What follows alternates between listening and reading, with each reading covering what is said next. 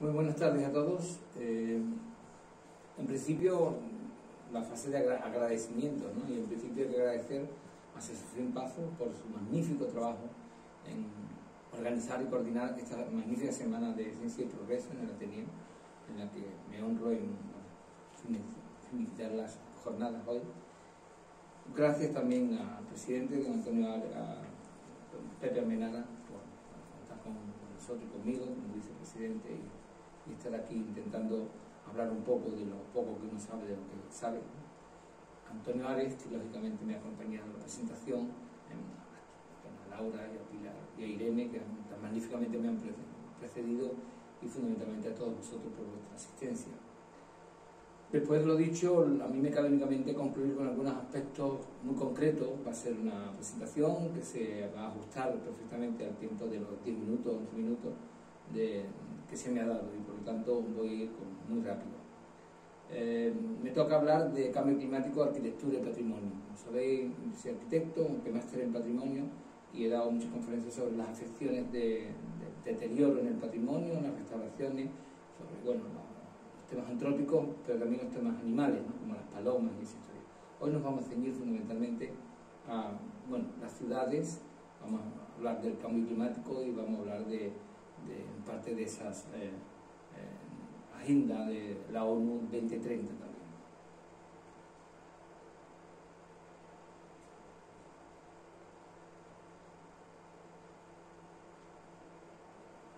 Los tiempos geológicos, porque yo no voy a intentar, después de lo visto en las conferencias que me han precedido, es evidente que los cálculos científicos están dando muy claramente los cambios climáticos, a qué se deben y cuál es la influencia del hombre sobre el cambio climático, ¿no? Sin embargo, yo no, en absoluto, más lejos de mí, sin conocimiento científico, poner en duda esos temas, pero sí os voy a hablar fundamentalmente de que esos cambios también son debido a cambios geológicos, y que los cambios geológicos de estos tiempos geológicos son lentos, son pausados y potentes. Es verdad que si uno mira hacia atrás, relativamente hablando, la última glaciación, o sea, el periodo de frío que sufrió la Tierra, terminó hace 12.000 años.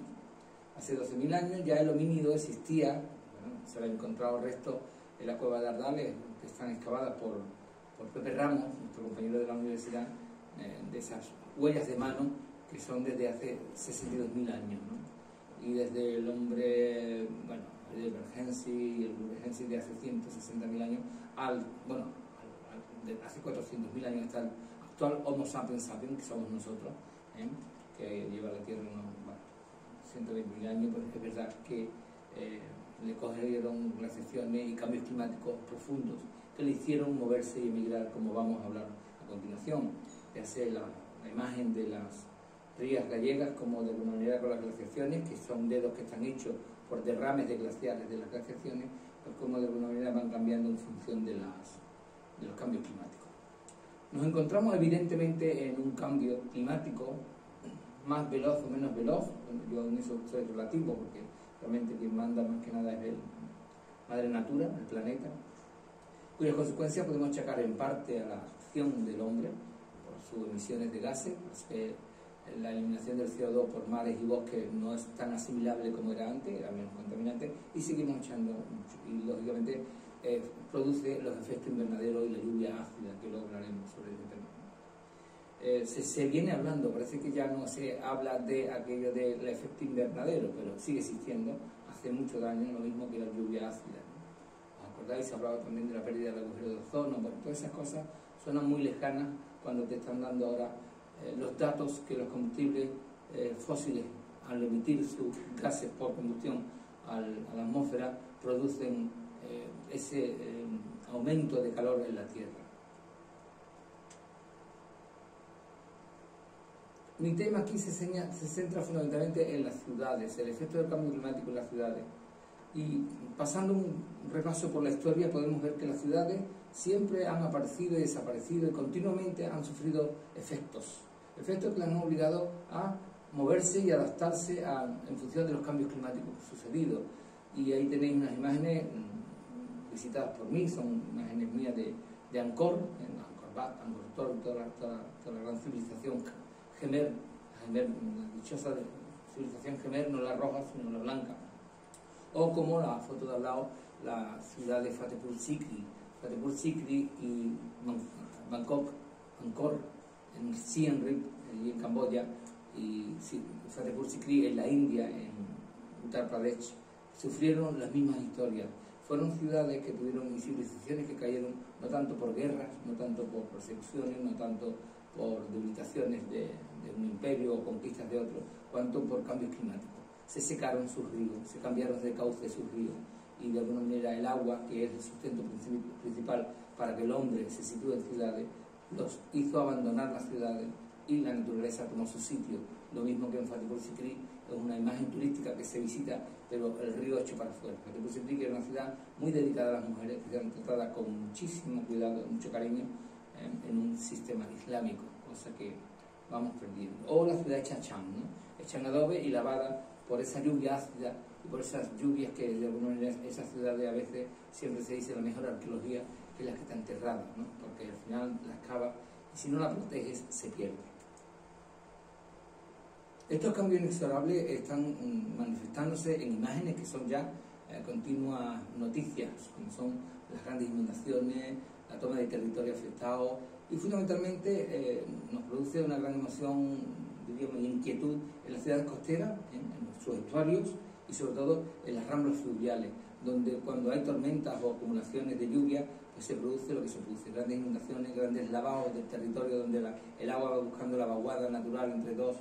en una cuenca que va vaciándose y donde arrasa, o donde de alguna manera cuando hay un terremoto grande, un maremoto, pues se producen tsunamis y lógicamente esas ciudades están produciendo que haya una emigración del ciudadano, de los habitantes de esa zona, buscando otras zonas más estables y más seguras. Bueno, lo tenemos también en el efecto de La Palma y lo vamos a ver posteriormente, al final. Debemos prepararnos, por lo tanto, para cambios en el rediseño de las ciudades y su arquitectura. Y habrá que rediseñarla, aunque los arquitectos y su urbanización y su urbanismo y su arquitectura no son capaces de generar ningún tipo de potencialidad de movimiento, porque pertenecemos a un sistema capitalista donde está la producción, donde está la promoción, donde está la industrialización y donde está la gran máquina de la plusvalía. Nosotros debemos producir soluciones que sean respetuosas con el medio ambiente, sean autoabastecibles de energía y sean de alguna manera sostenibles, incluso no dejen residuos. Ese es el sistema que intentamos ahora practicar en el nuevo diseño de las ciudades. Ciudades que no deben ser tan grandes como hasta ahora, sino ciudades mucho más pequeñas o más acomodadas a un paisaje, un territorio que pueda ser mucho más estable y continuo en el tiempo. Por supuesto, la utilización de la energía alternativa. Ya todos los edificios se les pide por normativa y por realidad que sean autosuficientes en materia de energía y en materia incluso de agua. Las aguas residuales o aguas grises son reutilizadas y de aquí en no mucho tiempo todas las casas, igual que tienen un congelador, van a tener un pequeño, diríamos, grupo de depuración, de manera que casi todo el agua que se utilice se pueda reciclar y se deba gastar muy poco del agua de las redes generales. Ahí tenéis los techos llenos de placas de energía solar y energía térmica que harán que las energías que soportan las ciudades sean autoabastecidas por sistemas de energía alternativa, en este caso el sol. Puede ser también aerostatos, o sea, aerogeneradores, el sistema de torres con hélice que generan una energía con los rotores de las hélices. Pero lo más importante, a lo que tenemos que tender en nuestras grandes ciudades, quedan grandes manchas de ciudades que hay que rehabilitar, hay que rehacer, como aquí en Cali ha sido en el Cerro del Moro, y que seguramente nos permitan consumir una ciudad que hay que adaptarla a la modernidad y no seguir creciendo hacia el infinito, que genera una cantidad de gastos, servicios y una serie de desmanes urbanísticos que harán que de alguna manera la tierra cada vez ocupe más territorio y no debemos de ir por ahí. Hay que rehabilitar y hay que reedificar sobre lo edificado, siempre ha sido la norma, pero es que además hay que hacerlo con sostenibilidad y con un gran respeto al sistema ciudadano que pertenece fundamentalmente a quien lo vive, que es el ciudadano. Ya sin hacer ciencia ficción vamos viendo cómo el hecho de que pueda subir o no el nivel del mar, por causa de 1,5 grados, ¿no?, que se calcula sobre el final de siglo o a mediados de siglo, y ahora están reuniéndose tanto la cumbre de Roma, del G20 como la COP20 del cambio climático en Glasgow, pues de alguna manera eso alineado con la Agenda 2030 de la ONU, lo que se llaman los dos, o sea, las tareas 17 de sostenibilidad, hacen que de alguna manera estas imágenes que parecen de ciencia ficción, ese Nueva York medio sumergido, esa Estatua de la Libertad que nos recuerda el planeta de los simios, etc. Bueno, pues ya Nueva York está planificando y está proyectando un muro alrededor de Manhattan que pueda hacerle prevenir sobre el nivel del mar y sus consecuencias. Por supuesto que Venecia ya nos ha dicho muchas veces con su agua alta cuánto debe intentar resolver un problema de inundaciones, porque el agua alta, que es agua salina, perjudica a las fundaciones que estén sostenidas sobre pilares de madera que son recogidos en cepado, y sobre ello se edifica la ciudad de Venecia. Lógicamente ya están sus muros empezando a funcionar para evitar que la laguna se inunde con la subida del Adriático. En Cádiz no es que tengamos que tener miedo, pero ya gracias a Dios se está haciendo una sensibilización sobre las posibilidades de que en un maremoto, surgido la conjunción de las placas atlántica, eurásica y africana, podamos tener un pequeño desplazamiento de esas placas y producir maremotos, y de nuevo que venga un tsunami como el último que vino en 1755, que bueno, nadie recuerda, no está vivo, pero es verdad que sus efectos sí se recuerdan, incluso su relato del padre Abad y mucha gente. Bueno, Cádiz está en una zona también de riesgo por inundaciones, tanto por el cambio climático cuanto por los efectos que pueda darse en la tierra sobre las zonas mareales y costeras. En materia de patrimonio monumental, que es lo que me interesa también hablar, cómo afecta el cambio climático al patrimonio monumental y artístico, sobre todo de la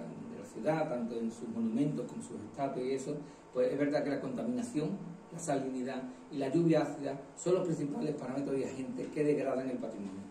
Porque realmente al producirse la combustión de los combustibles sólidos, sea carbón, sea petróleo, sea antracita, sea hulla, cualquier cosa de esa, pues al final se producen unos gases que en contacto con la lluvia caen, al contacto de esa lluvia ácida con una lluvia que contiene bastante, bueno, dióxido de sulfuro, nitritos y un montón de las disoluciones que se hacen en agua de esos gases procedentes de la combustión de combustibles fósiles, al generar una reacción química con nuestros carbonatos cálcicos, que son los mármoles, las calizas, pues se produce una degradación por disolución, porque al final se produce la reacción de convertir lo que es un carbonato cálcico duro como el mármol, se convierte en yeso deshidratado o yesos normales que son solubles por el agua y que a su vez con la lluvia ácida se degeneran y al final se produce una degradación importante. Aquí hay fórmulas químicas y de eso sabe mucho más Serafín o los científicos, los químicos que están aquí. Bueno, casos miles, y aquí hay un ejemplo como el Weirhead de Marilyn Brown, la foto, una disolución del carbonato cálcico que han puesto un sombrerito a posteriori para ver si pueden evitar, pero evidentemente ya se ha perdido mucho, o como las estatuas de los presidentes en el monte de Rushmore, al final también aparecen unos pitting, o ese presidente Washington del Parlamento cubano, como está lleno de una falsa barba que no es más ni menos que un pitting producido por las lluvias ácidas que atacan la salinidad de La Habana. En el caso concreto nuestro, el monumento a las Cortes, pues, es un ejemplo claro de cómo la lluvia ácida ataca a una caliza débil, porque no fue, bueno, como siempre sabéis que el monumento se hace más tarde, cuestiones económicas, al final no se hace en mármol, en algunos aspectos sí, algunos labrados y algunas placas son de mármol, pero el monumento se labra en una caliza, que era una caliza relativamente débil, muy buena de trabajar, porque al final se producen escaqueamientos por las diaclasas donde entra el agua, donde entra la salinidad y se producen fenómenos de disolución y también fenómenos de recristalización del cloruro sódico sobre las grietas al secarse y al mojarse de nuevo. Bueno, una ciudad que a mí me dejó francamente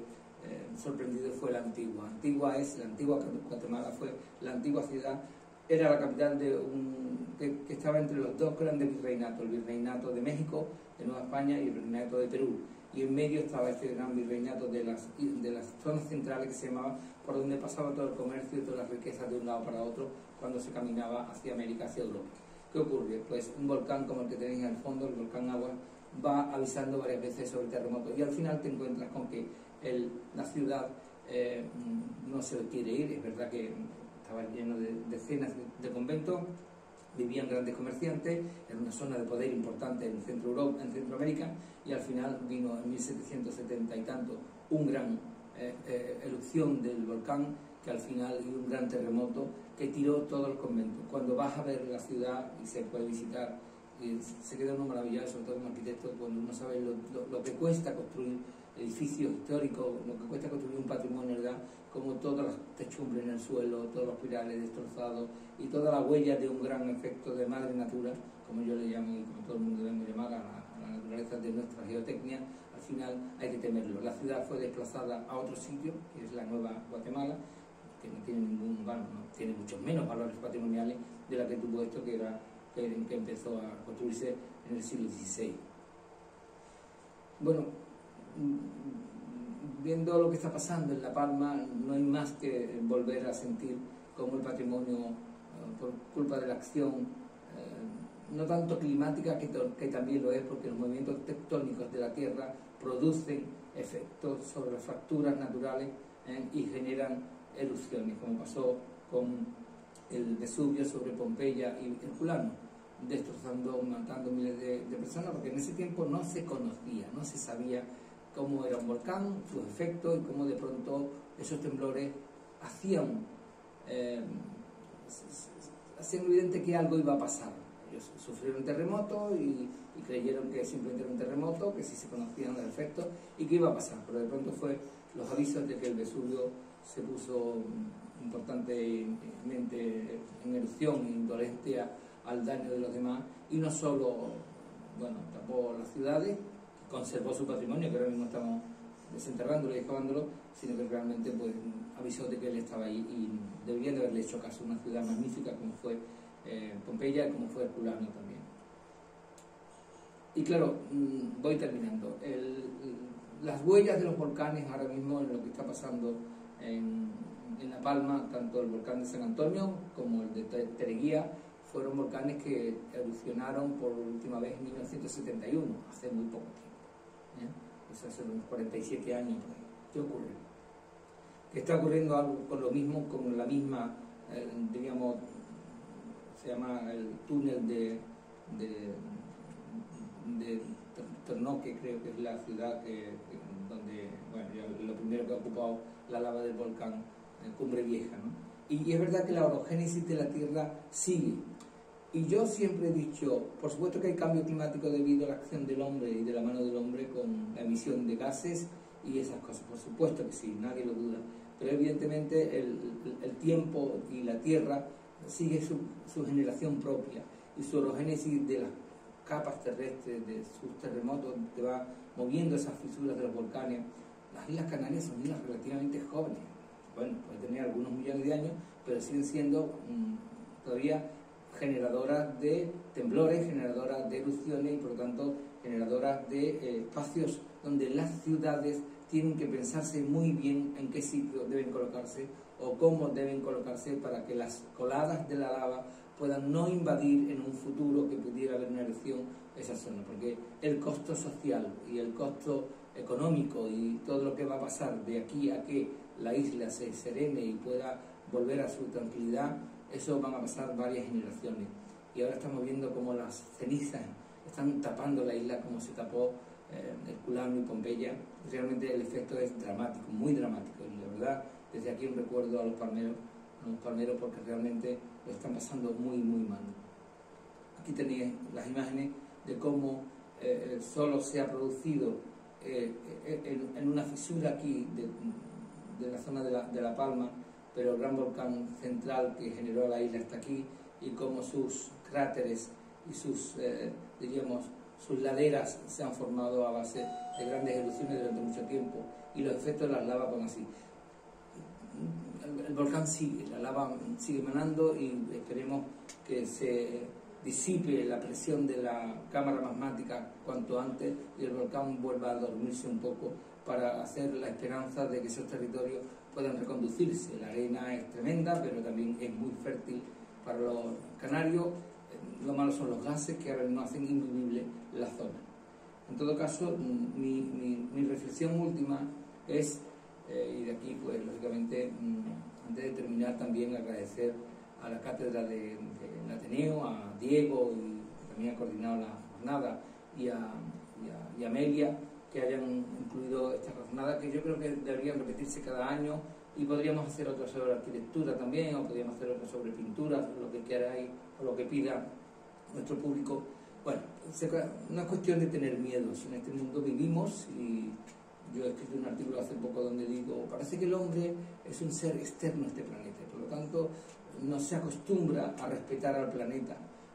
ni la emisión de gases ni la situación, y a veces quiere dominar espacios que no le pertenecen y que pertenecen a Madre Natura. Hay que tener mucho cuidado. Entonces, no es cuestión de miedo, se trata de prevenir con los conocimientos y medios que se tienen, y que se tienen fundamentalmente con el objeto de esta jornada, la ciencia y el progreso. Nosotros tenemos conocimiento científico de lo que ocurre, se hacen estudios, ahora mismo los vulcanólogos están aquí controlando, midiendo, pesando y viendo dónde llegan las bombas, el color de la lava, bueno, los gases, y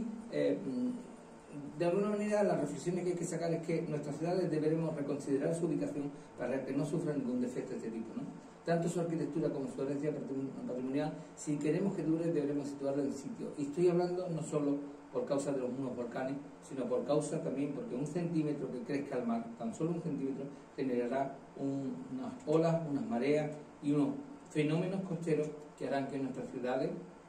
entre ellas Cádiz, desde las Esclavas hacia lo que es el istmo de Cortadura, seguramente algo habrá que hacer, o algo hay que pensar de manera que podamos hacer palafito, o algo que deje pasar el agua cuando haya problemas, o de alguna manera rediseñar una ciudad que se adapte, porque todo en esta tierra, y sobre todo para los homínidos, es un proceso de adaptación al medio, y el medio avisa de que a veces no es que sea malo ni desfavorable, es que es lo que es, la tierra es lo que es. Y nada más, esto, así que muchas gracias a todos, y espero que hayáis pasado un momento rato, y muchas gracias a todos.